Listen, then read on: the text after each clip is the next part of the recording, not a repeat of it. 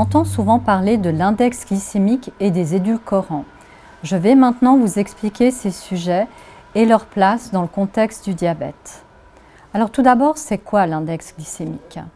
Eh bien, l'index glycémique, c'est une valeur qu'on obtient en mesurant les glycémies pendant 2 heures suite à la consommation d'un aliment avec une teneur fixe en glucides.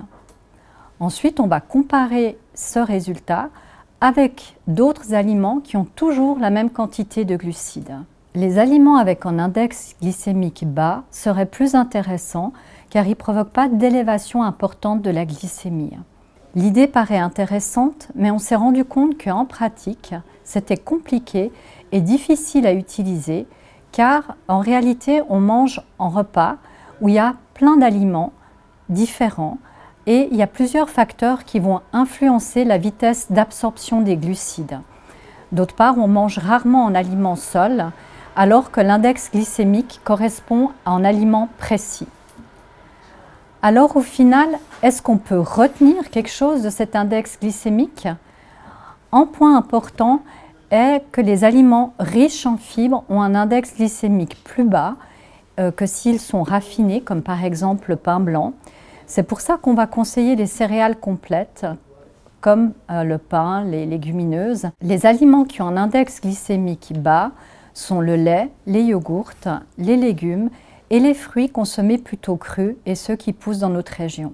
Maintenant, un autre sujet sur lequel on me pose souvent des questions. Les édulcorants.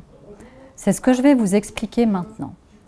Les édulcorants sont des substances qui ont un goût sucré très puissant, ce qui fait qu'on a besoin d'en mettre qu'une quantité infime pour obtenir le même goût que le sucre.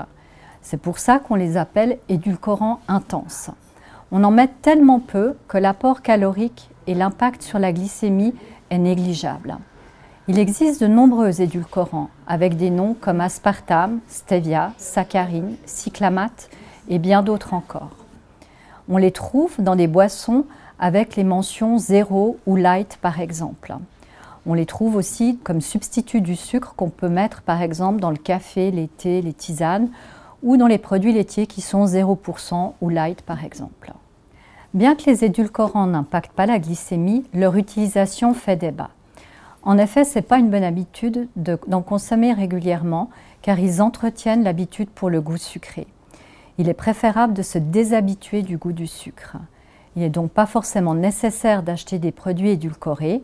Les personnes diabétiques peuvent consommer des produits sucrés en quantité raisonnable et en adaptant la dose d'insuline.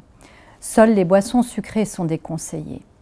Les boissons édulcorées n'influencent pas la glycémie et peuvent donc éventuellement être consommées occasionnellement, mais l'eau reste toujours la seule boisson indispensable. Il existe encore d'autres substances qui sont utilisées pour remplacer le goût du sucre.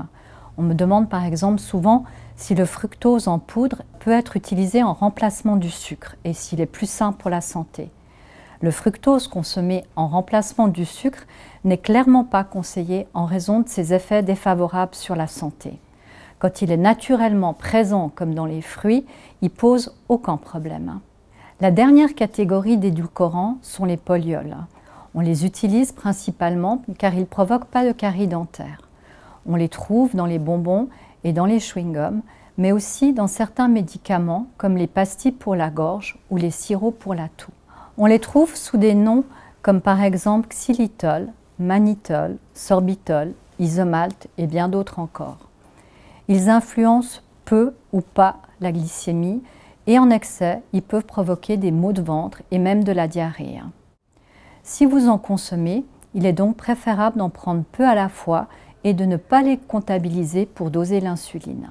En conclusion, pour remplacer le goût du sucre, les édulcorants intenses ou les polyols sont une alternative car ils n'impactent pas la glycémie. Cependant, leur consommation régulière n'est pas conseillée. En résumé, Les aliments avec index glycémique bas sont intéressants car ils ne provoquent pas d'élévation importante de la glycémie. Cependant, les repas comprennent une variété d'aliments et plusieurs facteurs vont influencer la vitesse d'absorption des glucides. Les aliments à index glycémique bas, souvent riches en fibres, font partie des aliments déjà recommandés comme les céréales complètes, les légumineuses, le lait, les yaourts, les légumes et les fruits. Les édulcorants ne sont pas recommandés car bien que n'influençant que négligemment la glycémie, ils entretiennent l'habitude au goût sucré.